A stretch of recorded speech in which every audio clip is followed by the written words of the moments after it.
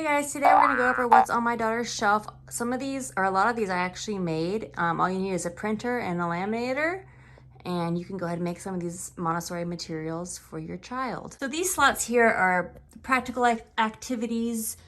We do most of our practical life work in the kitchen, so I'll link that video below.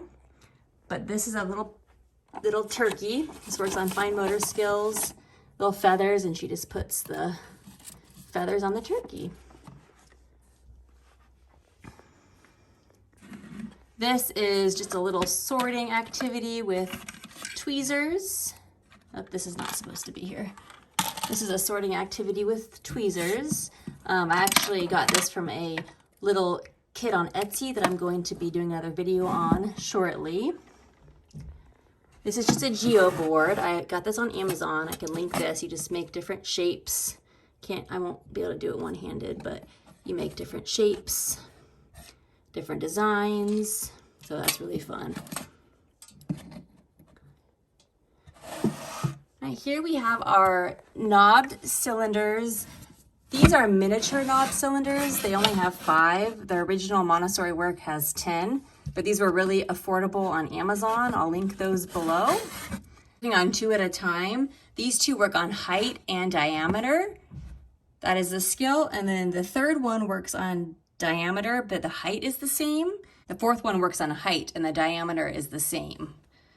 This has a control of error, which all Montessori works do. To be an authentic Montessori work as a control of error. So if the child puts one in, they can see that this is correct because it lines up perfectly. And this one, see, is too high, so that's not correct. So the child can work this puzzle and figure it out on their own. This also works on fine motor skills because they have to pick this up with a pincer grasp. All right, continuing on with the sensorial activities. All right, here we have our color box. This is called color box 3 in Montessori. So my daughter is working on grading from light to dark or dark to light. I printed these out and just laminated them. So this was really easy to make. I'll leave the link below for that. These are 3-part cards. They have pictures with words and then just the pictures and then just the words. So for a child just starting out, you can just start having the child match the pictures with the picture and the word. And then once they master that, they can actually match the words. My daughter, can't read yet, but this is just like a pre-reading activity.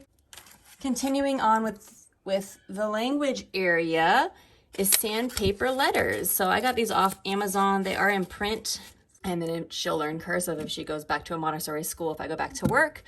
But this is just working on beginning sounds.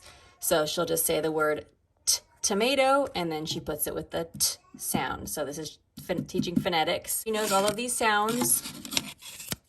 So this is just to help her practice isolating beginning sounds. So she really likes this work. Okay, over here we have a science activity. I actually purchased a body part puzzle from a kids consignment store for $5. It was an amazing find. The puzzle is too difficult for her right now. It has like the bones and it has everything.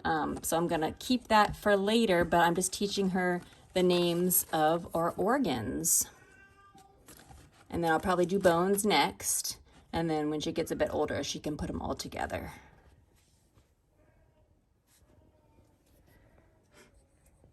Down here, this is a fun little STEM activity. You make little flowers, and I'm teaching her the parts of a flower. So you have the stem and the leaf, and it makes a pretty little flower. And then the flower, the petals, and the pistil is the middle. So she's learning about parts of a flower, and she can make all these pretty flowers, so she really likes this. And I rotate this shelf about every 2 weeks. I have actually a basket of activities and toys in the garage, and I rotate these out. Downstairs, she has all of her open-ended toys that her and my 1-year-old access. This is just her work shelf. And so this is a Love Every counting activity. I actually have a few different counting activities that she does that I rotate out.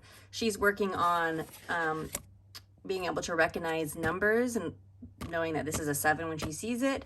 Her one-to-one correspondence is pretty good, and I really like this activity because it has a control of error. You can only put in 7 pegs, and then she'll count 7, and then she'll know that this is 7. So she's working on being able to attach a quantity to the symbol. We just have like a fun little puzzle.